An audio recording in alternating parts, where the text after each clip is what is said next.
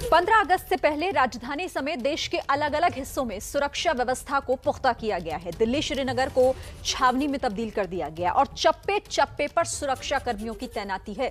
Delhi police सूत्रों के मुताबिक 75वें स्वतंत्रता दिवस पर बड़े आतंकी हमले का अलर्ट है और यही वजह है कि सुरक्षा एजेंसियों को हाई अलर्ट पर रखा गया है। लेकिन चाक चौबंद इंतजाम किस तरह के किए जा रहे हैं? दिल्ली, नोएडा, श्रीनगर और सारी राजौरी की तस्वीरें आप देख रहे हैं। पूरे देश में इस वक्त चप्पे चप्पे पर नजर सुरक्षा बलों की है।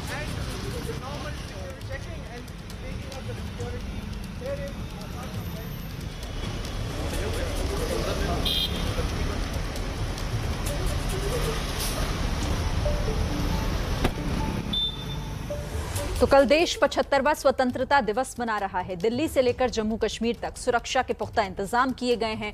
जम्मू श्रीनगर में सुरक्षा बल लगातार सर्च ऑपरेशन चला रहे हैं। जम्मू के सांबा सेक्टर में जंगलों में तलाशी ली जा रही है।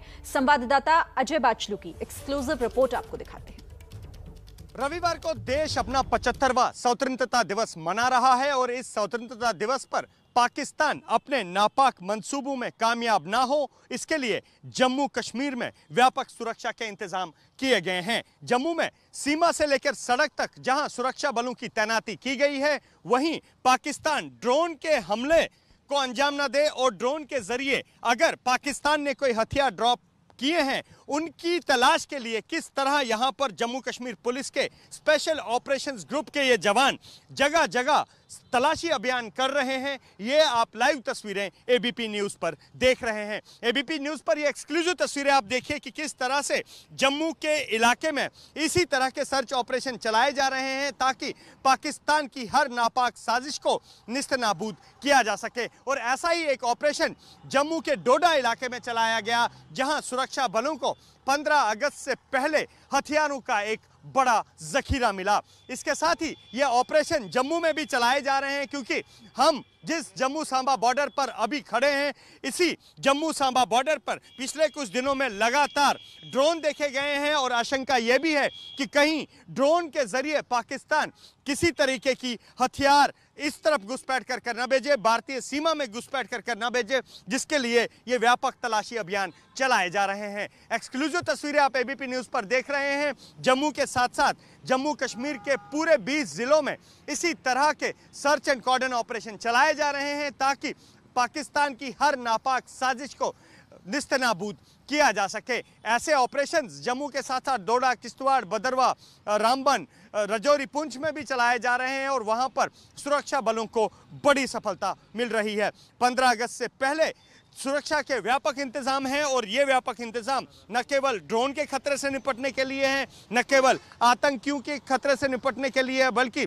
जिस तरह पाकिस्तान ने जम्मू कश्मीर सीमा पर अपने सभी लॉन्च पैड्स को सक्रिय किया है और इन लॉन्च पैड्स में 250 से 300 आतंकियों को घुसपैठ के लिए तैयार रखा है। और जो यही वो रूट है, यही वो इलाके हैं जहां से पाकिस्तान संभवतः अपने आतंकियों को बेच सकता है। इस सब खतरे को देखते हुए जम्मू कश्मीर पुलिस के जवान किस तरह से 75वें स्वतंत्रता दिवस को सुरक्षित मनाने के लिए प्रयास कर रहे हैं, ये आप देख रहे हैं। कैमरामैन पावन चौधरी के साथ अजय बाचलू, एबीपी न्यूज, जम्मू।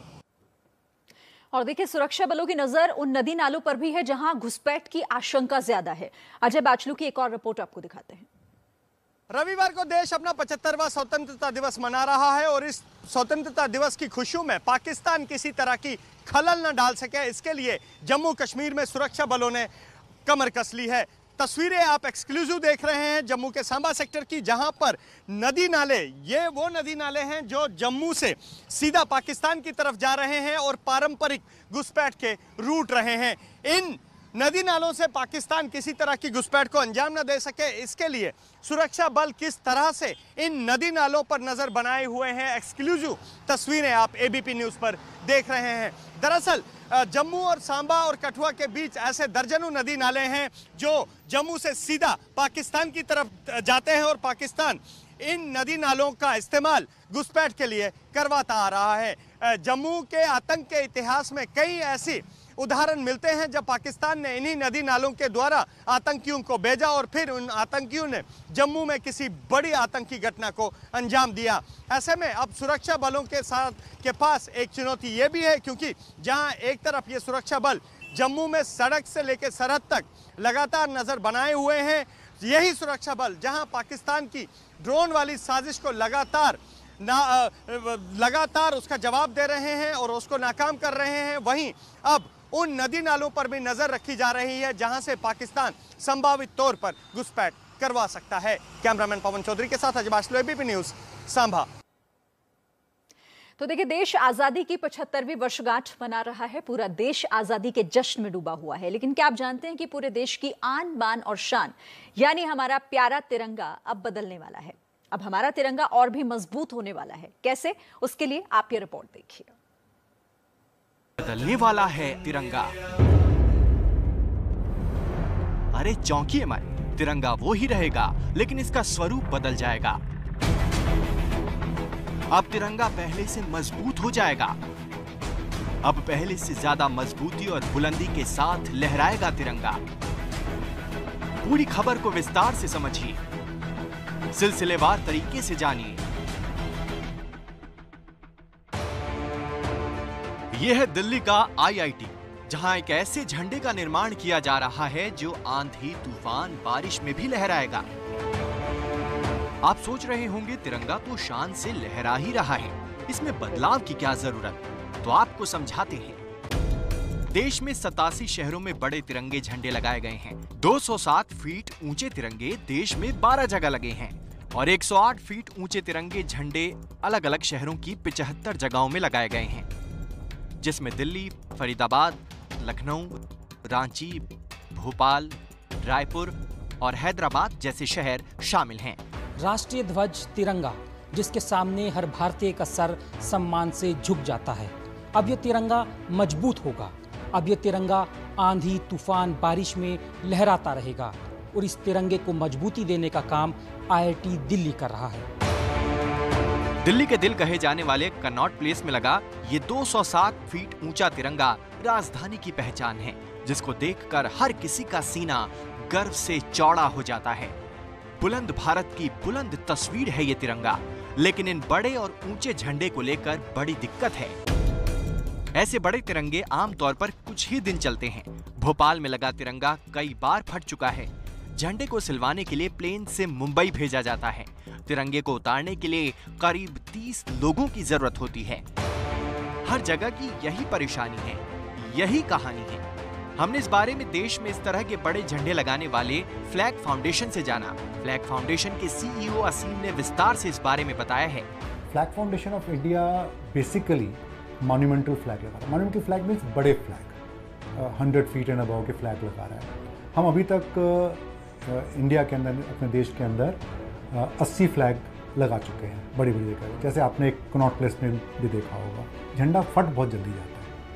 तो उसके बारे में हमने सोचना शुरू करा कि क्या कारण है। तो हमें मालूम चला कि जो फ्लैग भेजा जाता है दिल्ली में, अगर जो फ्लैग लगा हुआ है वही अगर लेह में लगाया जाए तो वो सेम टाइप का कपड़ा वहाँ पे सस्टेन नहीं करेगा। दूसरा, इवन दिल्ली में लगा हुआ मानसून के मौसम में, किसी मौसम में जब बहुत तेज हवाएं चलती हैं, फट जाता है कपड़ा। समस्या बड़ी थी, लिहाजा इसका समाधान निकालना भी जरूरी था। ऐसे में फ्लैग फाउंडेशन ने जुलाई में IIT दिल्ली के स्टार्टअप स्वात्रिक से हाथ मिलाया। राष्ट्रीय ध्वज के सम्मान में कोई कमी न आए, इसके लिए IIT दिल्ली ने रिसर्च शुरू की। लंबी रिसर्च के बाद IIT दिल्ली ने 3 तरह के कपड़े राष्ट्रीय ध्वज के लिए तैयार किए, जिसकी मजबूती आम कपड़ों से कहीं ज्यादा है। मेन फोकस रखा है वो है कपड़े के स्ट्रेंथ पे। हमने बहुत फोकस रखने की कोशिश की है, बिकॉज कपड़ा फट रहा था। तो सबसे पहला हमारा टारगेट यही है कि कपड़े का स्ट्रेंथ वैसे मजबूत किया जाए। उसके बाद हमारा जो नेक्स्ट टारगेट है, जो प्रॉब्लम आ रही है, वो है कि इस एक्सट्रीम वेदर में जो कपड़े का कलर है वो फेड हो जाता है। राष्ट्रीय ध्वज का जो कलर है वो फेड हो रहा था, तो उसको कैसे प्रोटेक्ट किया जाए, तो उस पर भी अभी हम रिसर्च कर रहे हैं। जो झंडे लगे हुए थे और उनका रिजल्ट्स भी हमने चेक किया, और जो हमने अभी कुछ नए डिज़ाइंस बनाए हैं उसमें ज़मीन आसमान का फ़र्क है। डेफिनेटली जो स्ट्रेंथ है वो कई गुना बढ़ गई है। राष्ट्रीय ध्वज के लिए ये फाइबर कैसे बनाया गया, ये आपको बताते हैं। ये मशीन है।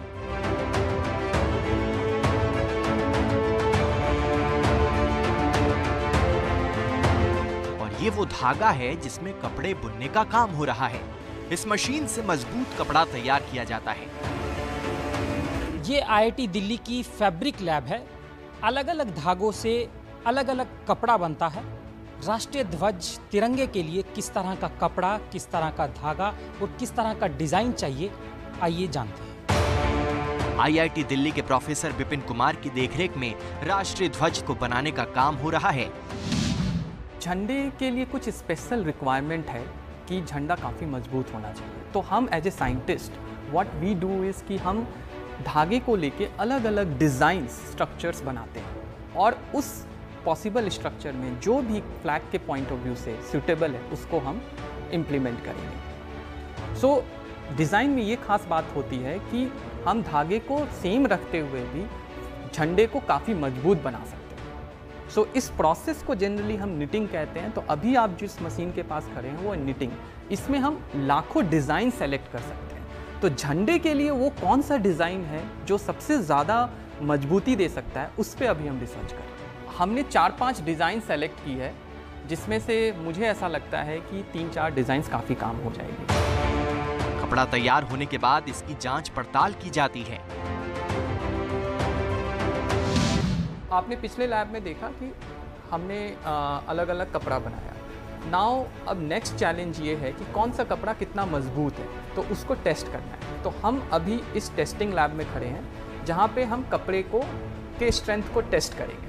तो अभी जैसे हमने यहाँ पे सैंपल लगाया है और इसकी टेस्टिंग करके हम ये पता लगाएंगे कि कौन से कपड़े का डिज़ाइन झंडे के लिहाज से मजबूती देगा। सो हमने जब टेस्ट किया तो हमें सेम धागे पे जो हमारी स्ट्रेंथ का रिज़ल्ट आया, अलग अलग कपड़े का अलग अलग आया और हमने पाया कि जो स्ट्रेंथ है वो 4 गुना मजबूत हो गया, जो कि झंडे के लिहाज से बहुत ज़रूरी था। अलग अलग प्रक्रियाओं से होते हुए एक ऐसा फाइबर तैयार हुआ है जिसके इस्तेमाल से राष्ट्रीय ध्वज बनाए जाएंगे। वैसे आपको बता दें कि राष्ट्रीय ध्वज को फहराने का अधिकार हर व्यक्ति को मिले, इसके लिए फ्लैग फाउंडेशन ने लंबी लड़ाई लड़ी। 2004 से पहले आम नागरिक को ये अधिकार नहीं था कि वो झंडा, राष्ट्रीय ध्वज जो है, अपने घर या ऑफिस में पूरे साल लगा सके।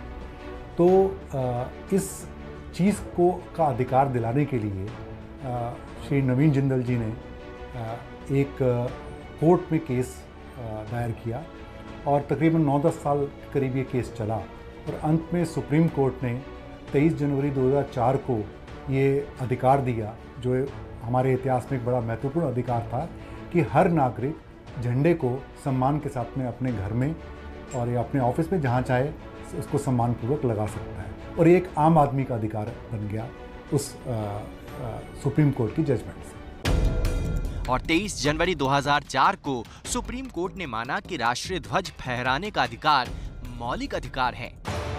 अब राष्ट्रीय ध्वज आम नागरिक किसी भी दिन फहरा सकता है, लेकिन ध्वज संहिता के साथ। तिरंगा हमेशा कॉटन, सिल्क या फिर खादी का ही होना चाहिए। राष्ट्रीय ध्वज को कभी भी किसी चीज को कवर करने के लिए इस्तेमाल नहीं किया जा सकता। राष्ट्रीय ध्वज को रेलिंग से लटकाया या बांधा नहीं जा सकता। तिरंगे को पानी में नहीं डुबोया जाएगा और किसी भी तरह नुकसान नहीं पहुंचाया जाएगा। क्या आप झंडे को 365 दिन लगा सकते हैं? जवाब है हाँ। दूसरा सवाल जो लोग कंफ्यूज होते हैं कि क्या झंडे को हर रोज़ उतारना चढ़ाना होगा, कहीं बड़े अपने पब्लिक प्लेस में लगाया हुआ है, उसका जवाब ये है कि फ्लैग कोड ऑफ इंडिया बोलते हैं जहाँ तक पॉसिबल हो आप उसको रात को उतार लें। लेकिन इसका मतलब ये नहीं है कि आपको ये करना ही पड़ेगा। वो बोलते हैं जहाँ तक मुमकिन हो आप ये करिए। अगर आप, उनका मकसद ये है जो फ्लैग कोड ऑफ इंडिया का, वो ये है कि रात को वो डैमेज ना हो जाए, कोई किसी तरह से किसी कारण से क्षति ना पहुँचे और एक क्षतिग्रस्त जो झंडा है वो सुबह सबकी नज़रों में ना हो।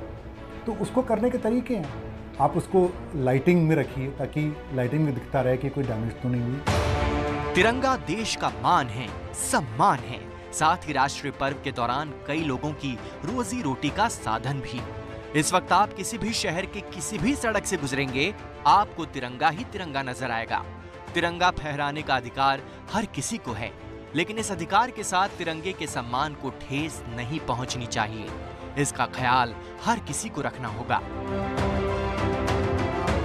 चाक चौबंद इंतजाम, स्वतंत्रता दिवस से पहले सुरक्षा के पुख्ता इंतजाम।